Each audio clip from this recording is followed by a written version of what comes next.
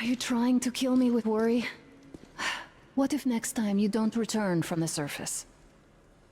There's no one out there, Artyom. No one to find, no one to talk to. If there was, don't you think they'd be here already? Today, with how realistic video games are, it should be pretty easy to immerse yourself in these beautifully designed worlds. But as lifelike as graphics can be, sometimes it just isn't enough to pull you in. Real immersion is when a game can make you forget about the real world for hours on end. A truly immersive game makes you believe that you actually are this character, instead of just a person controlling them.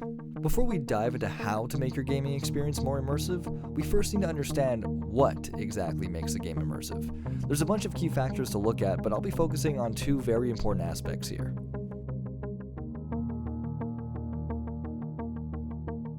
Let's start with a pretty important one: gameplay.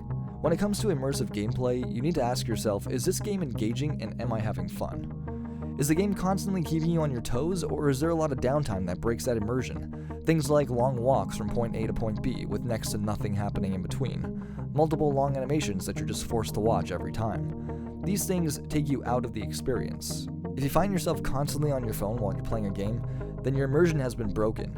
This also applies to difficulty as well. You don't want a game that's too easy, but when the game suddenly becomes too difficult, it can become annoying fast. We've all seen this before too. There's always that one mission that's 10 times harder than the rest. Just look at the mission Wrong Side of the Tracks in San Andreas, or fighting Ursula in Kingdom Hearts. These are moments that take you out of the immersion, suddenly changing the pace of the game. You pathetic fools! I rule the seas now! The other very important thing is story. You can have fun gameplay, but if the story isn't engaging, if the story isn't gripping, the rest doesn't even really matter. Look what happened to Kingdom Hearts 3 and Borderlands 3. Both games had fun gameplay, but despite this, they were both met with mixed reactions because the stories just didn't stand up. Granted, Kingdom Hearts more than Borderlands, but you get what I mean. Sometimes you can get away with a story that's not complex or overly compelling, as long as there's interesting characters. For example, GLaDOS in Portal. Well done. Here come the test results. You are a horrible person. That's what it says. A horrible person. We weren't even testing for that. Portal was a simple but fun concept, but throw in a character like GLaDOS and it makes it that much more engaging. Of course, there are plenty more factors to consider on if the game you're playing has immersed you, but if it has at least these two important aspects down, then you're off to a great start. As a kid, it was easy to get lost in these games. They were new experiences, and it was just easy to let your imagination run wild with wonder. But the older I get, the more I find myself losing that spark, that sense of excitement and wonder. Instead, it's now replaced with the fact that I know that these games are just made by a video game company.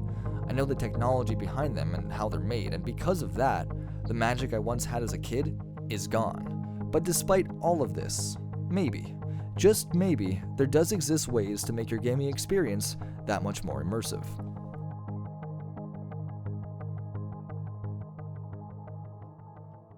Let's start with the basics. I think it pretty much goes without saying, but an immersive experience means no interruptions from the outside world. That means a closed door to your room, maybe some headphones to lose any sound from the outside world, but ultimately you want to make sure that the type of headphones you're using are representative of the games you play. For example, if you're playing a game like The Sims, it's probably not that important to have the absolute best sound quality possible. However, on the flip side, if you're playing a game like Modern Warfare, then of course you want a somewhat decent gaming headset. You want to be able to not only hear the game, but you want to feel it too. Keep that MG busy and get up there! Get moving! This also goes for horror games. If you're playing a horror game with the sound lowered to the point where the game doesn't even scare you anymore, then what's the point? The more scared you are, the more immersive the experience, and that's really the whole point of a horror game.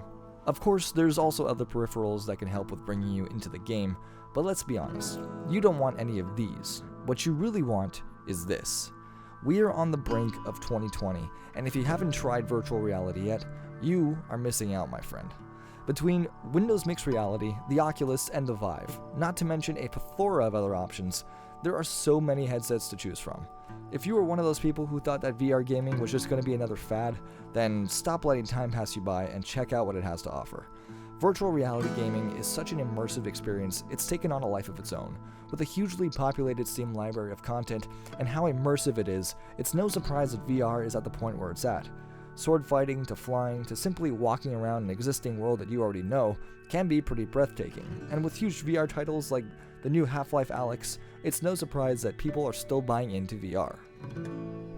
But let's say that VR gaming isn't really your thing. Are there ways to immerse yourself further into the games that you're already playing? Absolutely. How many times have you played an open world game and just found yourself blindly following the waypoint or GPS system, just going from point A to point B without even knowing why? You don't even have to pay attention to what your current objective is because there's always this hand-holding mechanic that carries you the whole way through. If a game lets you, do yourself a favor and switch off the waypoint system in the options menu. Just try it, trust me. You'll go from being a player to being a character. I turned it off in the Elder Scrolls Online and the difference was night and day. A simple task of locating an NPC within a vast city became a journey all on its own. I didn't automatically know where this person was. The only two pieces of information I knew were his name and where he worked, a local pub. With the waypoint system turned on, this task was mindless, and the rest of the city was just background noise. But without it, I found myself using my brain, exploring the city and getting lost in the lore. I was doing exactly what this character would be doing in this situation. No waypoints, no hand-holding, just looking at the map, reading my journal, and figuring things out on my own. There are probably so many more ways you can change up your gaming experience by simply altering settings in the options menu. Things like removing the in-game HUD and the likes. But at the end of the day, we as gamers shouldn't be looking for ways to immerse ourselves in our games. It should be the other way around. Game companies should be looking for ways to immerse us. But of course, there's nothing wrong with going that extra mile to immerse yourself in the games that you love. That has been the video, guys. I really hope you guys liked it. If you guys want to see more stuff like this, let me know. As always, thanks for watching.